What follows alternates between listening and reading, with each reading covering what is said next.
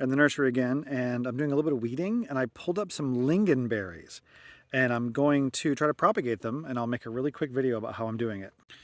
Here's the lingon berries. That's how I guess that's how I pronounce them. They produce tiny little white flowers and a tiny little edible berry.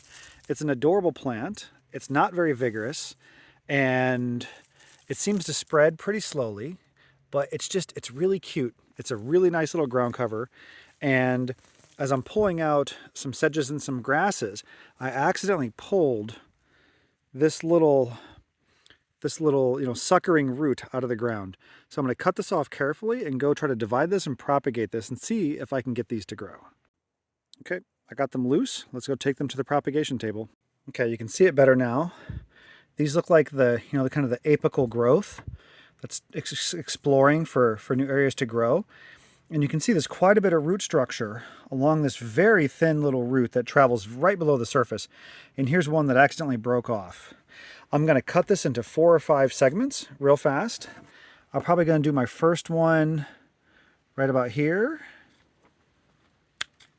Going to do my second one. Might as well do this one real fast there. It seems like a lot of growth, but I don't have an easy way to separate it. You know what? Let's just get greedy. We'll cut it there. Okay, now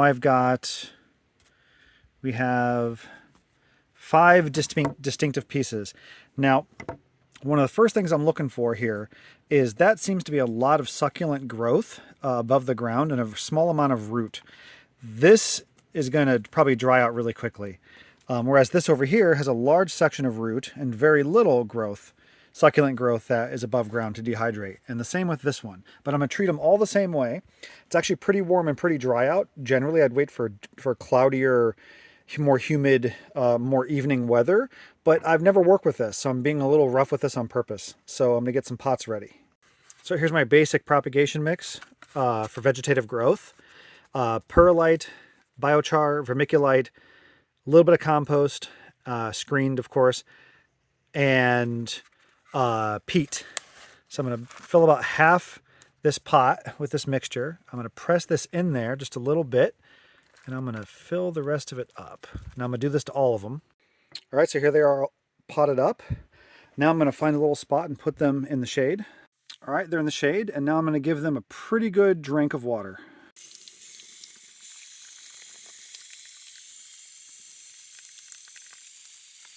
That's it, and now we wait. That's basically the art of propagation in a nutshell.